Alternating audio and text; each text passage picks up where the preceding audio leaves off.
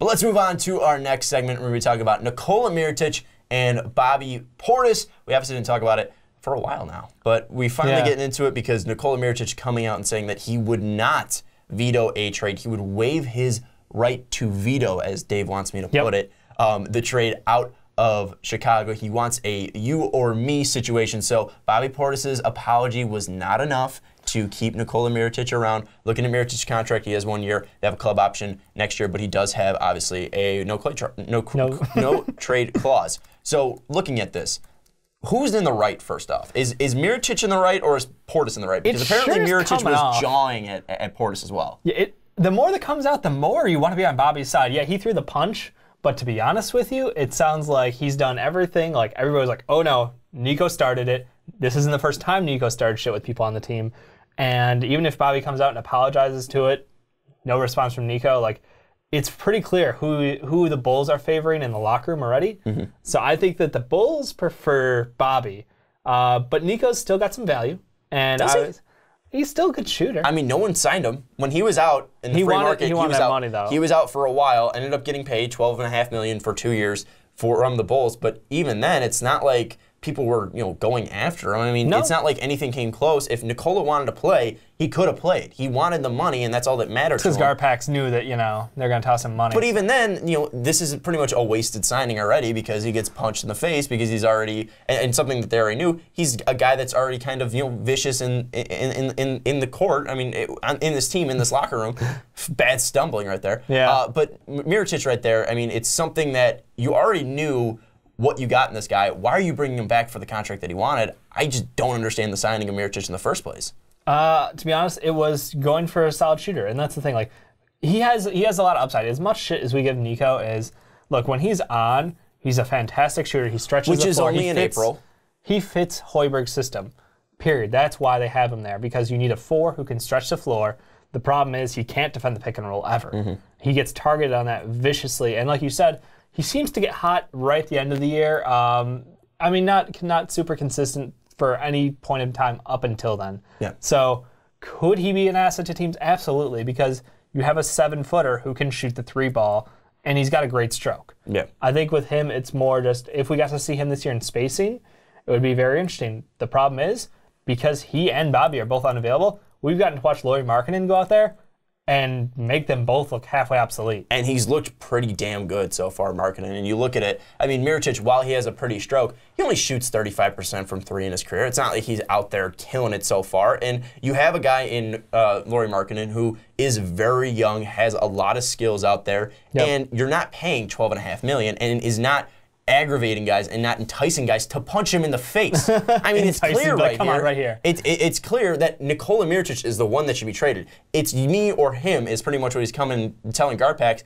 It's clear that it should be Bobby Portis. I don't care if Bobby Portis punched Nikola Mirotic in the face. It doesn't matter. Bobby Portis is cheaper, and while Mirotic does fit in the Hoiberg system because he's a 4 that can shoot, you already have one in Markkanen who can do that. And Bobby Portis also brings something that I don't feel Mirotic brings, and that's athleticism and speed. And while that's something that exactly doesn't fit Hoiberg's system exactly, if you're moving in transition, Portis still moving up and down the floor is very good at that. He is very quick moving up and down the floor, and he's got to develop a little bit. He showed sometimes that he can shoot a little bit from the outside, but nothing too flashy. But even then, down low, I mean, he can be a guy that could be your center, and when you take Rolo out, and he can be a guy that could be your 5 out there, grab some boards, and push the ball up the court. And I really like that, and that's why I would say Portis, even without the punching in the face incident, without even looking at contracts, because even looking strictly on the floor, I just like what Bobby Portis brings to the Chicago Bulls over Nikola Mirotic, and it's like it's not even that big of a deal because both of these guys are role players. Exactly, and that's the thing. And we kind of joked, I think, at the end of last year about if you could duct tape them together,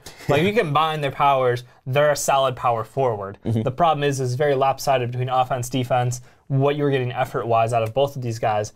And I agree, like, Bobby is a great fit. He can go small ball 5, or he can be an energy guy because somebody needs to suck up the boards even while everybody's on the outside. You still need somebody to collect those rebounds down low and fight for the ball, bring some nastiness to it. And I know that Bobby's got to build up his game still, but like this is a very interesting situation because Nico can't be traded until January 18th.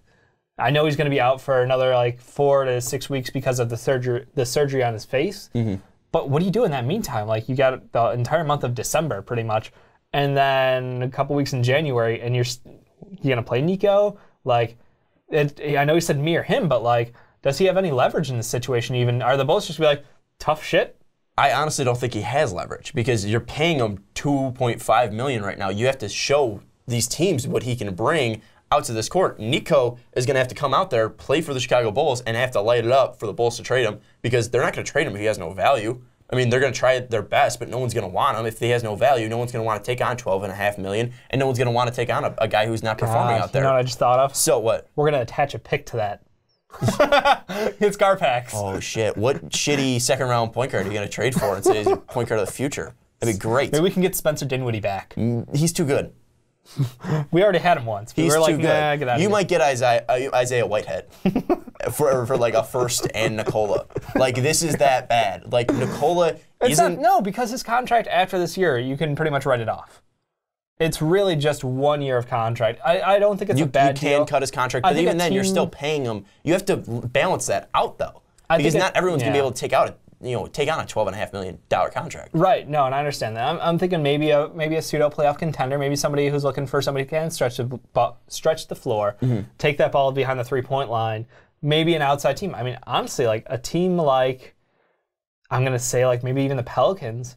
Like, if they could add some bench depth there, because I know power forward's not exactly the position they're weak at, but another man who can stretch the floor is pretty much what they're looking for. I mean, but the thing is you need to move a lot of money to take that on because Pelicans they have no cap. Sheik contract. So I mean, we could eat the Sheik contract back. I was about to say that you might bring back Amir Sheik back to the Chicago Bulls. I feel so bad for him too. It's not his fault. He'd fit great in the Chicago Bulls. He can't play. He's not he won't be medically cleared. I know, but I'm just saying, like, it was a bad joke.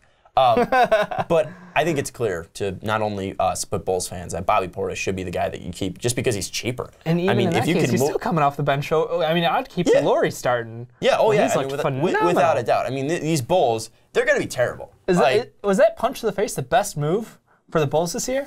We get to watch Lauri Markkanen come out right early in the season and just show what he's worth? Honestly, I feel like Markkanen would have been starting over Mirotic. I don't think for so. Sure. I have a feeling he would. Hoiberg, just because Garpax. I know it's 3 guys, but still. But also, I mean, looking at Hoiberg, he wants guys that are younger, more fluid out there. Markkanen's more fluid than Mirotic. Yeah, but Hoiberg doesn't have the say in who's on the court. Remember that. Remember how many games Tibbs was pushing and playing players. Remember Hoiberg even was pushing to playing veterans over younger players. So, I don't know. I am concerned. I think the Bulls could make a mistake here, and because of the timeline of January 18th being the first available date you can move Mirotic, that we could make a mistake and see Bobby move. What do you think? So you think the biggest mistake would be moving Bobby? I do, and I'm afraid because, like I said, there's that overlap time. If the locker room is so bad that you can't have those guys in the locker room together again, I could see the Bulls like making the horrible move and going, all right, well, one of you guys to go. We can't move Nico until January. Bobby, it's been great having you here. Let's get some value back. I'd be like, sorry, Nico, you're just sitting in the press box. That's my move. It's just you're sitting next to me and Garpax right at every home game. We're already paying Dwayne Wade to play on the Cavs. We paid. I mean, it's Rondo to leave. Yeah, just go ahead, take a vacation. Yeah. I think that's make sure your face is fully healed. I think that's what you're gonna have to do. Is that you're gonna have to say Mirotic, go get LASIK or something. Like go get eye surgery. Take a couple weeks off. There's no way that you can keep Nikola Mirotic on this team and get rid of Bobby Portis, even if it's a role player, just because I think it sends the wrong message to this team in general as well, because if you're trading a guy who's enticing in practice, and yes, Bobby Portis is still in the wrong. He punched a guy in the face. It's assault. But still, I mean, Nikola was being an asshole. He was charging after him. He's a guy that's getting paid way too much money, a guy who's 26 years old compared to a 22-year-old. You're going for a youth movement, or you hope at least the Chicago Bulls are going in a youth movement. Zach LaVine's coming back in November, so you hope that also brings a little bit back of a spark as well. Bobby's going to come off this 8-game suspension sooner rather than later. So you're going to see what these guys can do. Bobby's going to get some game time in, and I feel like Bobby, if he plays well enough, they're going to be like, all right, Nikola, sit your ass back up here at the press box. But any final thoughts on the Portis-Mirotic saga? I mean, I is there going to be a round 2? Feel like it's no, it will be sorted and it will be settled well. Bobby sweeping 2-0. Bobby's sweeping 2-0. He's going to punch Mirotic and get him sent away. I mean, that would be wonderful, wouldn't it? I mean, most Bulls fans hate Mirotic already, so. What would be great is if you just don't sign the goddamn deal in the first place and you don't bring him on to your team for 2 years and $12.5 million per year. I think that would probably be the smartest move if you're the Chicago Bulls, but they don't make smart moves. So tell us in the comments down below, are you on the puncher, Bobby Portis, or the receiver of the punch, Nikola Mirotic side? Who should be traded? Who should be staying on the Bulls? And ultimately, how bad of a move does this look for the Chicago Bulls? Because you're trying to tank, and then right before the season even starts, who's got value left? 2 guys punching. I mean, I feel like Portis has probably the most value. Because smaller contract, younger player, you still have a club option. I feel like that's the biggest thing, is that you play into that with Bobby Portis. I feel like Bobby Portis probably has the most value. But tell us what you think in the comments down below. That's the whole point of this wrapping it up part.